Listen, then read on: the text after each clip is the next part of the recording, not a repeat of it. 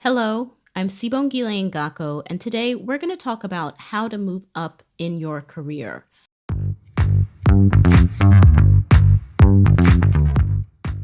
Such an important topic for women in particular, given the gender wage gap and the fact that even today, women still make about 84% of what men make, and we also don't advance at the same pace as our male counterparts in the workforce, partly because of gender bias, but also because we don't always ask for what we want. So that leads me to my first tip: know your worth.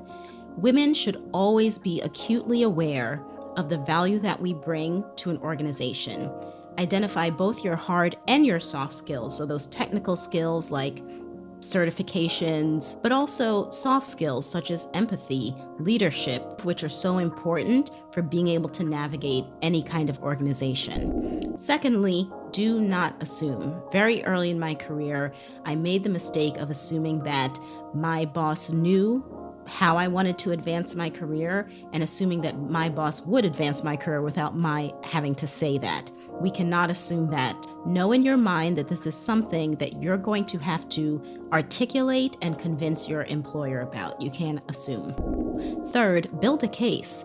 Most employers, even if they think highly of you, are not just going to promote you because you ask, or not just going to give you a raise because you ask. You have to build a case based on what you've done, what you've achieved, or what you plan to do. So it could be you recently took on expanded responsibilities. It could be you landed a big client, you closed a big deal. Whatever it is that is applicable to what you do and what your organization values, know that you're going to have to build a case, which leads me to 4, back up your case. Many employers disclose pay ranges, job descriptions, other information that can help you, so you can use that information as well as anecdotal information that you just find out through intel and talking to people that you may have gathered from other employees, as well as the market. So be prepared to back up your case using empirical data, whether it's internal or external.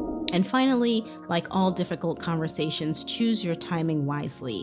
When will your employer be the most receptive to considering advancing you in your career? There have been times when I kind of build that case, have it in my mind, and I just keep it in my back pocket until the time is right. So that's also an option. But whenever you do it, choose your timing wisely.